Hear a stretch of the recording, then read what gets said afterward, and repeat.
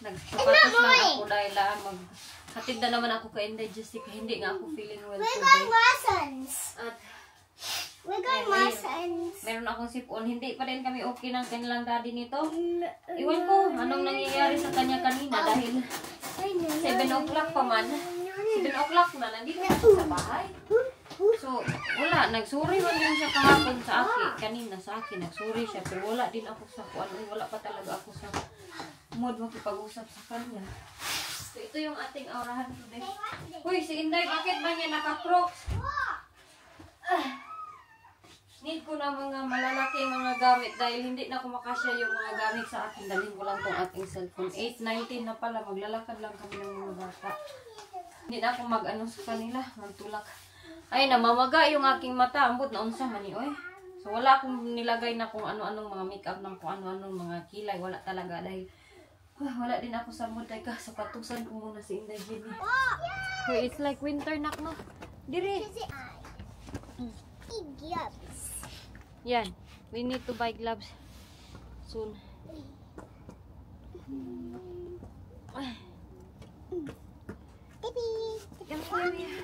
What's that?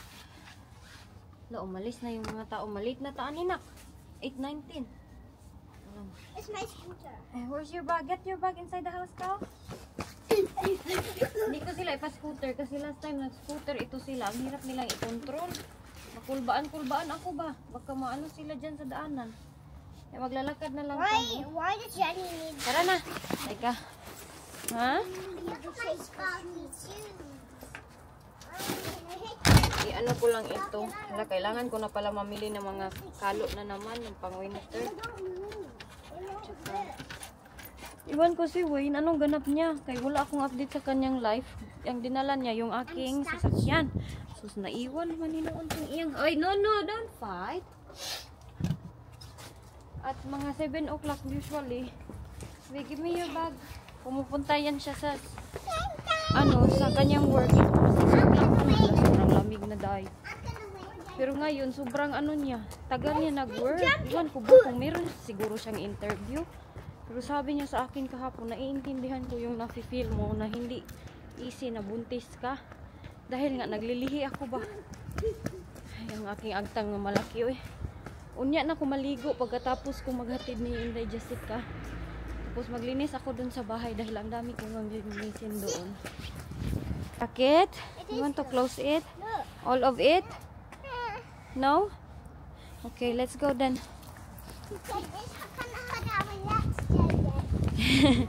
Ang cute naman itong dalawa. Oh, you wait for mommy there. Jenny, nagkain kami ng maaga din, rice at saka manok. Kasi sa bahay, walang mga food doon. Alam niyo, gusto ko sanang pumunta ng Morrison pero mamaya na lang. Dali na. No. Okay, come. No, with our scooters. Yeah. Yes. Sometimes the baby.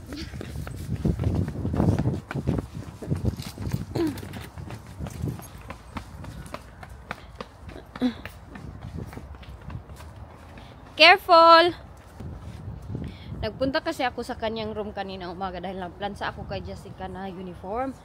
Tapos bigla siya nag-imik sa akin bago siyang ligo. Sabi niya, sorry ha, ano yung sinabi ni Wayne sa akin? Sabi niya, naintindihan ko naman what you're going through. Alam ko na hindi easy sa'yo na nabubuntis na nga daw ako at naglilihi. Pero there's no need daw na to be rude to me. Or hindi naman ako rude. Hey, careful! Sa kanya kahapon. Ang akin lang sana na tulungan ba? Tulungan. Lalo na ako'y naglilihi. Sometimes ayaw kong mag galaw-galaw sa bahay. Tapos doon na ako na-trigger pag sabi niya na galing daw siya trabaho. Pero naisip ko, bakit ikaw lang ba yung napapagod? Dahil ako meron din akong responsibility sa bahay. Naghahatid ng mga bata. Naglalakad kami nito mga bata, di ba? Kaya doon ako na-trigger kahapon. Bahala, oy. Ay, sakit ang aking mata.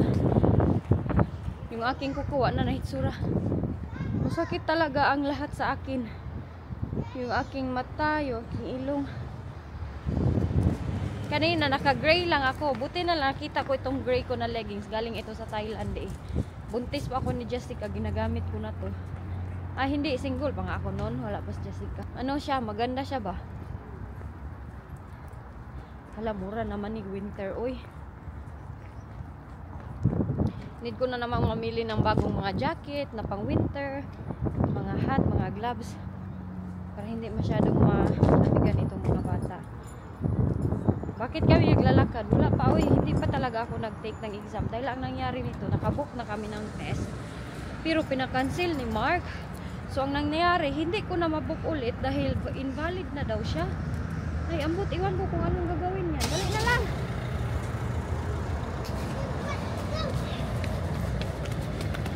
Pag sobrang blue ng sky, sobrang lamig din ng weather.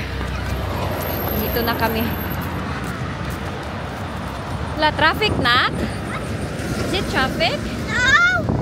Are you cold? That's how it is! Yeah, we need to buy some hats, yeah, and gloves. Because it's getting cold. Come. There's gas! Huh? Come on, let's go na. Please do I go? Let's go to Boston. Ayan, mas okay pa ako pag naglakad sila kaysa sa mag-scooter sila. Kaya pag nag-scooter ba, hindi mo alam na mapunta dyan sa giliran. Ang hirap nila i-control sa scooter. Kaya mas mabuti na lang maglakad. Kaya makikita ko sila. Ang scooter kasi isang mistake. Punta ka sa daanan. Tapos oh, grabe yung sasakyan dito. What's wrong? Oh, is it dead? Yeah, it's dead. Come na. We got their second now. Bakit sobrang traffic today? Let's free to and go. Yeah, let's free to and go.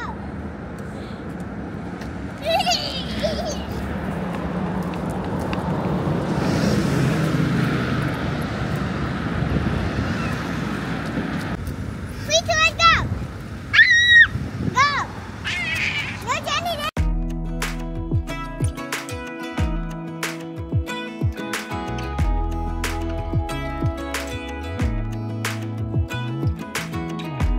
Even when my teardrops start to dry,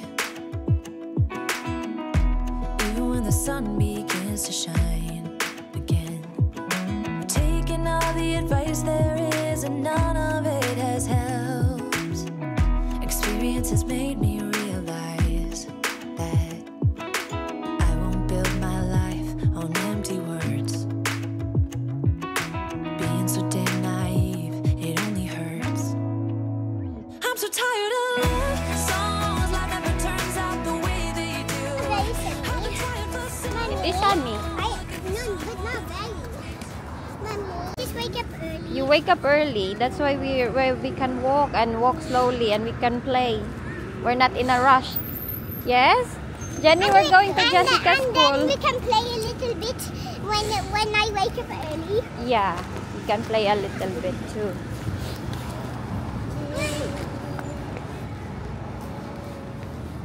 Malapit na kami pero sobrang aga pa. Kaya naglibot-libot muna kami ng mga bata dito. When we was having a race and we was having a walking race on the bridge. Yes. Si Inday Jenny, oh. Wala na. Ang daming nalalaman nitong bata na ito. Agoy! Ang lubot, anak yun. Sige. Sobrang traffic ngayon. Pag medyo sunny, grabe yung traffic. Or siguro mayroong aksidente nangyari doon. 3, 2, 1. Jenny, no na lagi that one, anak. Dito na kami sa school ni Inday. Kita nyo yung school ni Inday? Malapit na yan matapos. Yeah. Jenny! Happy today. Why? Because I wake up early and then I can play a little. Yeah? Jenny, be careful! Na umakyat naman itong mga bata dito.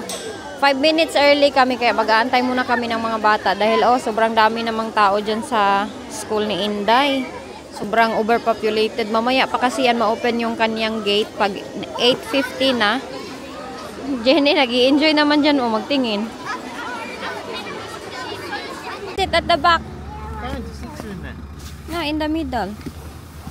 Kinuha niya kami dito. Nakita niya kami. Pupunta sana kami ng Morrison eh. Hi, Mommy. Ha? Why? What why? Why? Why is it in the middle? They give me your... It's all Yeah. automated. They give you a printout. You have so much. You have to do a thing on the rowing bike, on the rowing machine, on the foot press, and it's all on the computer. You put your number in and a start, and as soon as you've done it, you can go. So I did it really quick. And she was like, "Have you done already?" I said, "Yeah." She said, "You'll be 18 later." It was really surprising. Is that your last one? No, I got to go again. But I said, "If you got a 9:30 appointment next time, so next time if I do this, I got a 9:30 appointment. I can take Jessica to school at 9, and then I can get there for 9:30 Daddy? because they give me an early one this time." Right. Daddy? Yeah. And we need to buy hat and we need to buy Gibbs. Do you need to go to Morrison's? We... Get some popcorn and stuff. No, because you have work. Fuck yeah. Oh, okay. I'm going to my depot, you see. I'm not going right. to the office. Fine, It's a sleeping on you. Okay. I sit Do here. we need to go to Morrison's for a few bits? Yeah. Buti na lang, nakita niya kami kaya naglalakad kami. Kailangan ko nang tumingog dito tayo kaya di na lang. There's a swimming pool over there as well. You said it's nice It's there. lovely over there. Swimming pool, cycling track. The gym's nice. Where, Daddy? Should join the gym. How do we? How do we? People are nice. And that is like kuan. In the legs thing. It's like is it hospital? No. Tignan nyo na nga, hindi ko nga alam yung ganap niya today. Pero hindi man kami nag-imig ka Why are nito. you sitting by me? Yes. Because I want you to sit by me. I did it a lot quicker than I thought I was going to do it. You okay? What they sing, all the things I had to do, they're set for old men. Old guys, isn't they? I'm young, so I can do it a lot quicker. And she said, I've never seen anything like it. At one moment, she said, keep up the good work. No pain? I said, no. I said, when you come back to work? I said, I'm back in work. I was shocked. I said, they used to deal with old guys, isn't they? Yeah. It's not you young people don't normally do it. Mommy. Mommy's sick. I like that machine where you push your legs. You know, you've got weights on your legs and you have to push it. Dito kami sa Morrison Only Day. in there for an hour, an hour and a half or something like that, but it's quick. Huh? I the other one. Come on, let's go get some deuce then. I don't want. You don't want deuce? What do said you want? wanted deuce. Magtingog na lang ako nito day kay magkapoy na sige kuan-kuan. Pero lain yung akong gibati oy. Mommy is kuanak, naglilihi kasi ako. Hoy, here. Where are you going?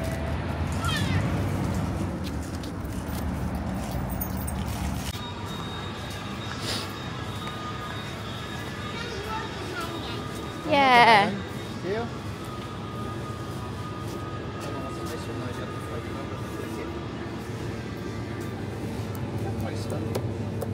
How much? Is 3 What's that one there? cantaloupe, the little The one. little one. The little one's nice. What are these ones? Are these nice? Daddy, what's this big one? And the big one. It's so expensive, man. Daddy, what's this big one? Come here, It was this big £2, one. yeah. But, It was this big one. huh? It's this big one. And this big one? Well, that one over there. Here, here.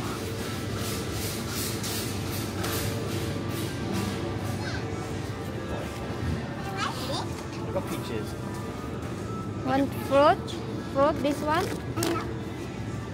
Where is it? Nice. This? Any three, this one. You have to get any three. Sorry.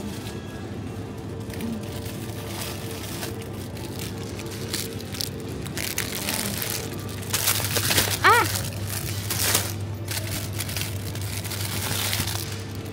Jenny, get your cucumber lang. Get your cucumber. Huh? It's only 2. You need to match it. 1, 2 plums, is it? I already get plum. Plums, peaches. We got 2 peaches or 2 plums. N3. Where is the N3? It's got to be the one with the yellow on there. Yes. There's strawberry already. You still have oranges. You already have strawberry. Come on.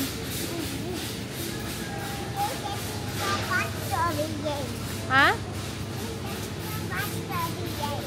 I'll pay for this one. Sorry. You got £7 on the card license. No, I'll pay for I'll it. use a little bit of Huh? Yeah. What else you need, na? I get paid on Friday. Is that fish fingers? 10 fish fingers. Okay, mag-uli na kami dayon, day. Buti na lang, nandito siya. Nakita niya kami doon daanan. Jenny! Wait na lang.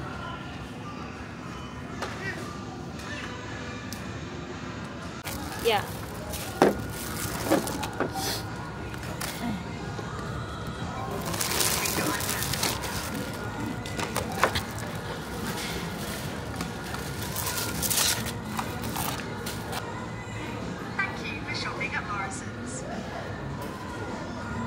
Hey, no, come on.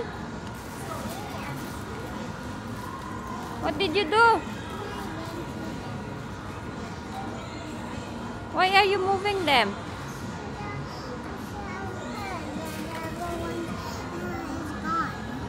Huh? Prices, eh? Come on.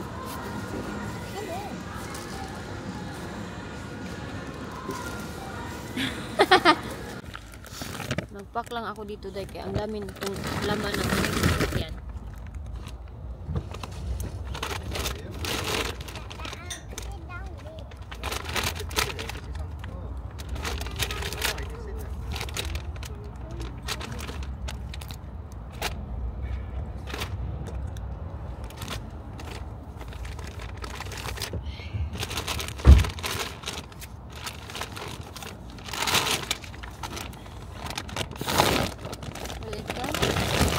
How about yours?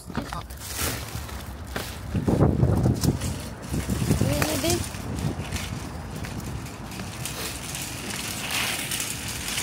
Ang hirap ganitong sitwasyon, ay. Yung maglilihi ka ba? First 3 months, ang pinakamahirap. Siya lang yung mag-drive siguro. Dito na ako maglingkod sa ano. Sa likuran na ako maglingkod. Ah, I sit here. I sit here. Easy if I just do this. What? Squeeze in there. Ay, ayaw niya umupo ako doon.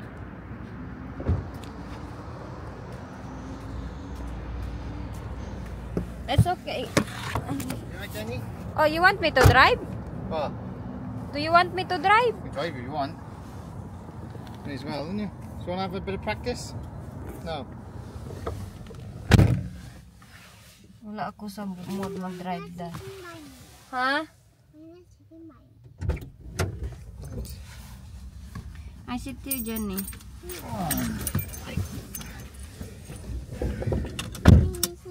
Can't believe it. What's wrong? Sit ko ba?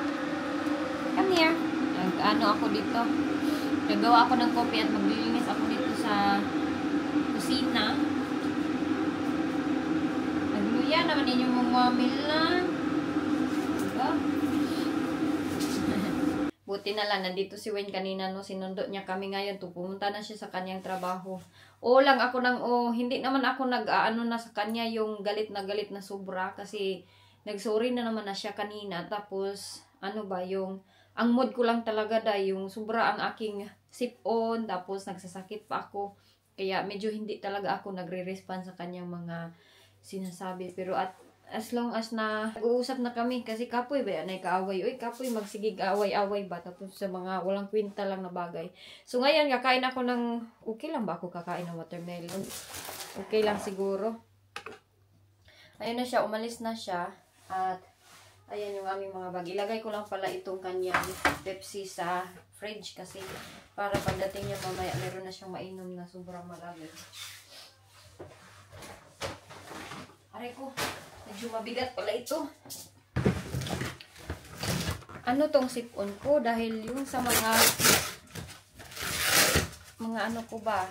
Mga damit, mga damit ko na kinuha ko kahapon. Ito yung rason dahil sobrang siguro maalikabok. So ngayon, asikasuhin ko din yun siya. Ay, nako. Iba ka ako ba? Kaya pag mag-away kami ni Wayne, ang maisip ko, uwi ako ng Pilipinas. Ganon talaga ako. Gaya gahapon, gusto ko nang umuwi ng Pilipinas. Pero ngayon, sinabi ng aking kapatid, I hope okay na kayo ni Wayne. Medyo ano naman, okay na kami. Ano kasi, kasalanan ko naman din siguro yun. Hindi ko alam. Dahil lang din sa aking pagbubuntis. Sobrang maldita ko ba? Kung maldita ako na, wala pa ako nagbuntis. Lalo na ngayon, maarte ako ngayon. Murag ayaw ko makipag-usap. Tapos ang pangit kasi ng aking feeling, parang always ako nasusuka. At lahat ng aking makikita, nandidiri ako. Yung mga meat, lalo na yung mga meat, nandidiri ako. Ayan, ilipat ko lang ito, be. Wala na ito, nagbili-bili pa naman ako ng organizer dito sa aming ref. Walang silbi. I-full ko na lang yun. Ayan, kita nyo naman yung pagka-arrange ko dyan. Si Inday Jenny nandun sa taas. Sabi niya sa akin is, i-try na daw mamaya na tawag nito. Kunin si Jessica ba? Nag-try niya daw na uuwi siya ng aga. So, ako, maligo ako nito. At, ang butoy, nakandingon naman dyan kay Kuya. Mula na nabuntis ako, kinakandingon ako. Ayan, siguro. Kain muna ako ng watermelon kay gutom na naman ako. Palagi ako nagugutom. Ayan, meron pa itong extra dito.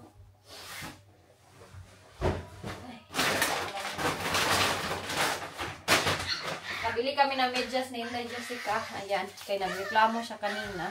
Medyo mahaba na ito. Hoy, who's that? Dumating na McDonald dito.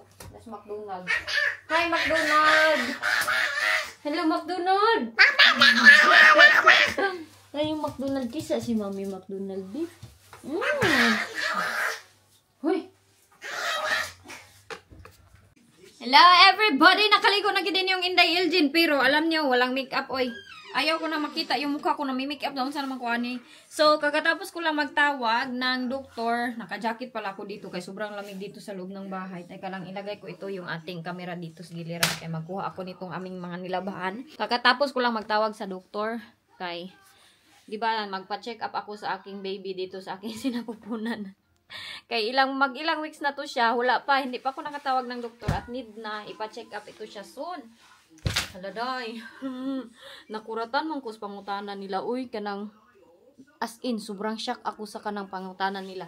Kanina kasi, nandito din si Wayne, nakinig siya sa mga sinasabi ng doktor. Alam niyo kung ano yung tinanong sa akin? Kung ipagpatuloy ko ba daw yung aking pagbubuntis or hindi ko ipagpatuloy yung aking pagbubuntis. Na-shock ko ba? Nasa anak yun siya nga. Sorry to ask you, iwan ko ba kung doktor yun siya, or nurse, or midwife, or kung ano ba, basta nagtawag ako sa aming GP. Kaya nag-report nga ako, nabuntis ako, sabi ko, hello, this is Elgin, nabuntis pala ako, I just found out last few weeks ago. Tinanong niya kung ilang na daw weeks, sabi ko, ito na yung weeks, tapos, I don't know, sabi ko, sinabi ko pa na, what do I need to do, o ano yung kailangan kong gawin. So, sinabi niya na, sorry to ask you about this question. Ganun talaga. Sabi ko, ano sa maning question niya? Ipagpatuloy mo ba yung pagbubuntis mo? Are you keeping the baby or not? Ladoy. Hadlok kay pangutan na. Tapos, pagkatapos nun, sinabi ko sa kanya na, oo, ipagpatuloy namin yung, sabi ko na, ipagpatuloy ko yung pagbubuntis ko. Sabi niya, I'm so, lagi siya nagsusuri sa akin kung tinanong niya. Sabi niya, sorry talaga kung bakit kita tinatanong. Dahil dito pala, day, legal. Oh. I'm very shocked. As in, sobrang na-shock talaga ako dahil dito pala, once na, di ba, alam nyo na, mayroong, example, mayroong mga kabataan na nabuntis, tapos ayaw nila i-keep yung baby. Pwede pala dito, yun yung, ano dito, chika. Teka lang, ihalay ko muna itong, pwede. Ihalay ko muna ito ha. Ko itong kunin dito yung aming mga nilabhan. So, ayun, tinanong niya kung kailan yung aking birthday at nakaschedule na yung ating another phone call pa muna. Hindi pa muna ako papunta doon sa hospital pero hopefully soon ma-find out na natin kung ano ang kalagayan ng ating baby dito sa ating sinapupunan. Tapos, yun nga, yung sinabi niya sa akin na yun na, schedule niya ako. Meron akong schedule na upcoming para interview para tawagan ako ng midwife ko at doon mag-start ang journey ng aking pag-check up. Ayun, lahat-lahat ilalagay na nila ako sa system na naman. Dahil noon kay Jennifer, ganun din ang nangyari. Nag-report lang ako, tapos pagkatapos kong nilang i-report. Iba dito kasi doon, nung nabuntis ako kay Jenny, pagtawag ko, diretso na ako, na-schedule na ako sa aming GP dito, pero meron pa silang phone call na interviewin pa nila ako. Mga tanong, mga sagot, tapos doon pa mag-start, doon ko pa makikilala kung sino yung aking midwife, sino yung mag-aalaga sa akin, ganito, ganyan. So, dahil naka-decide nga kami na hindi ko naman, at never din napunta sa aking isip na hindi namin ikikip yung baby, no? Dahil, bata man yan, yung parang sa isip ko, bata, kahit dugo pa lang yan siya, meron na yan siyang heartbeat. So, na-end na yung call, nagtanong talaga ako kay Wayne, sabi ko, bakit ganun yung tanong nila, honey? Niya. Sabi niya, because here is legal. Legal daw dito sa kanilang lugar. Na.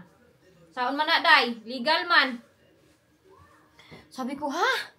Dako, gid kay akong baba, kay na-shock ako. Ngayon ko pa lang talaga nalaman na legal pala dito yung magpaganyan sa kanila. Sabi niya, yes, if you just said, kung sinabi ko daw na hindi ko daw ikip yung baby, i-schedule nila ako doon sa ibang direksyon, sa ibang, hindi sa hospital, hindi sa GP, kung sa ibang lugar na doon kukunin yung bata, ipapainom ka daw ng something para makuha yung bata. Sabi ko, hala, totoo. Sabi niya, yes, it's been a big issue daw dito sa kanila dahil yung ibang mga tao is against daw sa law na ganyan, which is ang iba is okay. Para sa akin, sabi ko, ha? Kay, di ba sa atin, sala man yun dahil magpa-laglag ng bata, di ba? Sala man yun magpaano. Pero yung iba kasi, yung belief nila, once it's still blood daw, yung dugo pa lang siya ba, wala pa daw yung heartbeat. Pero sa akin, since nag-start yung wala ka ng regla, para sa akin, buhay na yan siya dahil meron na yan siyang heartbeat ang baby. Yan yung sa akin lang ha. Iwan ko sa inyo kung ano yung mga opinion ninyo. Pero shock kay ko. As in, sabi ko, wala. Alam nyo ba, ni-report ko talaga sa aking mama at sa aking sister. Minisage ko talaga sila. Diretso ko sila minisage. Mars, alam mo ba, Mars, kuyawa din si Mars. Sabi ko, ganun talaga ako kay Huy. First time in my history nakadinig ako ng ganyan dahil sa Pilipinas hindi man open sa atin yung mga ganyan na once magpalaglag ka, parang tago-tago lang. Merong nagpapalaglag sa Pilipinas at merong mga ganyan din. At we cannot blame them kung ano yung mga desisyon nila. It's their decision at hindi tayo makajudge sa kanila. Pero para sa akin lang na sa Pilipinas, di ba, meron ding naggaganyan. Pero tago-tago dito, hindi. Once sabihin mo na hindi ko kaya ipagpatuloy itong bata na ito dahil maramay akong obligasyon at kukunin nila yung bata at hindi kanila i-judge. Ganyan sa kanila dito. Open sila sa mga ganyan. Wala silang mga judgment. Wala. Kasi nga, legal. Legal nga dito. Hindi kanila i-judge. Once you decided na hindi, yun na. Hindi kanila pipilitin. I-schedule ka doon magpapakuha ng bata mo. Shock yun ko. As in, first time in my history. Sabi ko, honey, legal pala yan.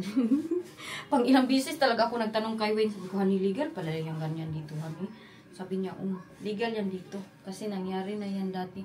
Maraming nag-against about it kay bata nga daw yan. Buhay na daw yan ang bata. Ganito, ganyan man.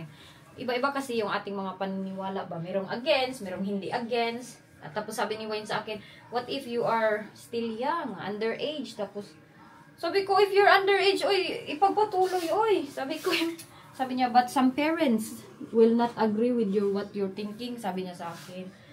Sabi ko, wala no, as in.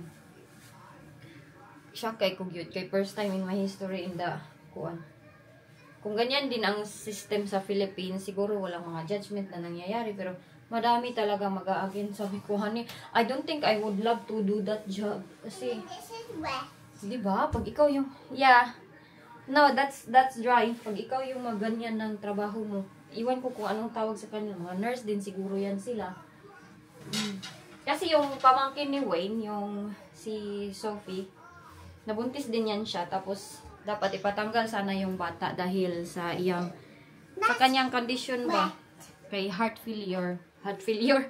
Meron siyang heart failure, tapos dapat kunin yung bata dahil hindi safe sa kanya magbuntis. Pero pinapatuloy niya. Ganyan pala dito. So, ayun. Shock lang talaga ako dahil tinanong ako. Sabi, uy, bakit ako tanungin ng ganitong question na ipagpatuloy mo ba or hindi mo ipagpatuloy yung pagbubuntis? First time in history na dinig ko talaga. Sinabi pa ng uy, congratulations, dahil buntis ka pala, ganun siya. Pero sorry to ask you about this question. Ay, hala nak, the bird's eating the kuan. So, maghalay muna ako. Ayun yung ko, hala, ang gaganda ng mga birds doon sa labas. Ayun nag-i-eat sila, makain sila sa bread na nilagyan in the Jessica at Jenny. So, ayun lang ang aking chika for today video day. Ay, basta, oy, ambot lang yun. Na-shock yun ko talaga. Na. Para sa akin, alam ko mahirap yung aking situation dahil may Inday Jenny pa ako, si Jessica, nag-aaral, si Jenny, ganito. Mag-aaral din naman si Jenny soon. Oh, teka lang, hala, pistol. Na, dito ko ihalay, kahit malamig na dito ko lang ihalay, wala namang ulan. Diba? Kahit mahirap yung aking situation, never ko naisip na ipapakuha ko itong bata ko. Oy, never ko din naisip at never ko din inisip doon na yung pagtanong ng babae na, hala, gusto ko pala itong hindi pagpatuloy. Wala talaga. Sabi ko, yes. Opo, nagtawa pag yun ko, kay bakit mo ako tinatanong ng ganito?